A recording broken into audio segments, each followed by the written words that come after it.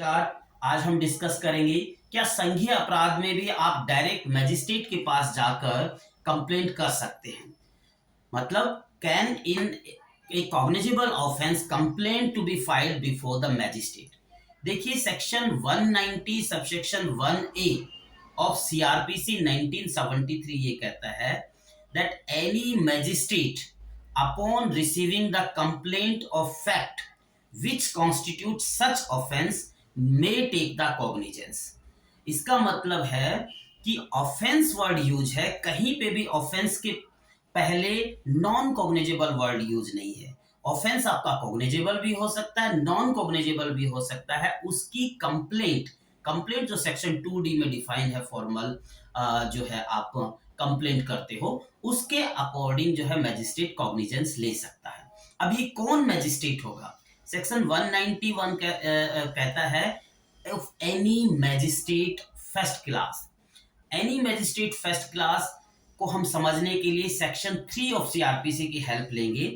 Section 3 of CrPC construction बताता है and section 3 subsection 1 close ए जो है वो ये कहता है कि अगर मैजिस्ट्रेट लिखा हुआ है तो उसका मतलब होगा जुडिशियल मैजिस्ट्रेट। और उसी में जो है आपका क्लोज बी जो है एंड क्लोज सी जो हमारे लिए महत्वपूर्ण है। क्लोज सी कहता है कि first class magistrate metropolitan area में होगा आपका metropolitan magistrate and non metropolitan area में होगा आपका जुडिशियल मैजिस्ट्रेट फर्स्ट क्लास।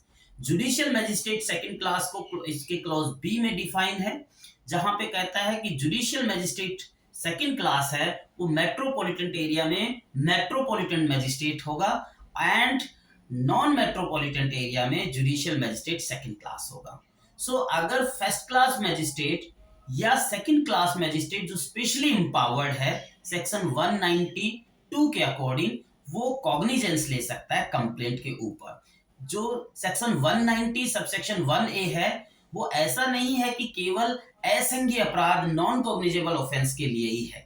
अब देखिए सेक्शन 2D जो कंप्लेंट को डिफाइन करता है उसके अंदर भी कंप्लेंट ऐसा नहीं है कि केवल असंज्ञेय अपराध नॉन कॉग्निजेबल ऑफेंस के लिए ही है। सेक्शन 2D कहता है कि complaint means allegation made orally or in writing to a magistrate with a view to his taking action against any known or unknown person on commission of an offense but does not include police report। commission of an offense, offense word है वो qualified नहीं है किसी non cognizable word के से। इसका मतलब ये ऑफेंस आपका संघीय भी अपराध हो सकता है, असंघीय अपराध भी हो सकता है। संघीय अपराध में भी अगर आप मैजिस्ट्रेट को फॉर्मली इन्फॉर्म करते हो तो वो कंप्लेंट बनती है अगर आप एक्शन लेना चाहते हो, और असंघीय अपराध में भी उसको कंप्लेंट ही बोला जाएगा। अब सेक्शन 191A और सेक्शन 2D के कॉम्बिनेशन के अकॉर्डिंग मैजिस्ट्रेट को आप डायरेक्ट संघीय अपराध के अंदर भी कंप्लेंट दे सकते हैं। अब क्वेश्चन ये आता है कि नॉर्मली कॉग्निजेबल ऑफेंस में सेक्शन 154 सबसेक्शन 1 ऑफ सीआरपीसी 1973 के अंदर हम एफआईआर लॉन्च करते हैं और वहां से पुलिस को पावर मिल जाती है सेक्शन 156 सबसेक्शन 1 ऑफ सीआरपीसी में टू इन्वेस्टिगेट। और पूरा इन्वेस्टिगेशन के बाद में पता चलता है एविडेंसेस कलेक्ट होते हैं, बिकॉज इन्वेस्टिगेशन का purpose he collection of evidence है। लेकिन जब आप डायरेक्ट कंप्लेंट कर दिए मैजिस्ट्रेट को तो उसमें किस तरह से एविडेंसेस होगा, घबराइए मत। मैजिस्ट्रेट जो है वो सेक्शन 156 सबसेक्शन 3 के अंदर जो है वो इन्वेस्टिगेशन को डायरेक्ट कर सकता है। सेक्शन 156 सबसेक्शन 3 कहता है magistrate empowered under section 190 may order for investigation. और ये जो इन्वेस्टिगेशन का ऑर्डर होगा फिर पुलिस ऑफिसर को सेक्शन 154(1) में वैसे ही पावर मिल जाएगी जैसे एफआईआर होने के बाद में हो जाती है। तो इस तरह से जो है डायरेक्ट भी आप संघीय अपराध में जो है इस तरह की कंप्लेंट कर सकते हो।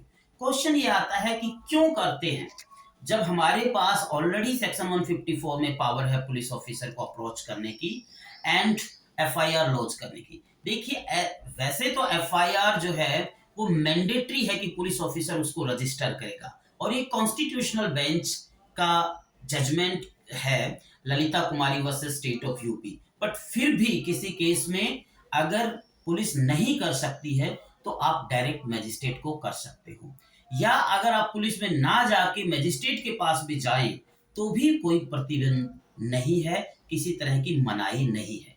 और ये जो है प्रोसीजर पूरा, ये बहुत से लोगों को कई बार पता भी नहीं होता है कि अब पुलिस नहीं कर रही है तो हम मजिस्ट्रेट को डायरेक्ट किस तरह से करें। देखिए इस कंप्लेंट को जो है, और हम जो नॉर्मल कोर्ट की भाषा में इस्तगासा बोलते हैं, जिसको आप ये भी कह सकते हो कंप्लेंट, और इस्तगासा की प्रोसीडिंग जो है वो बहुत ही महत्वपूर्ण है। होप आपको ये वीडियो बड़ी इंफॉर्मेटिव लगी होगी। Please subscribe my channel and like this video. Thank you.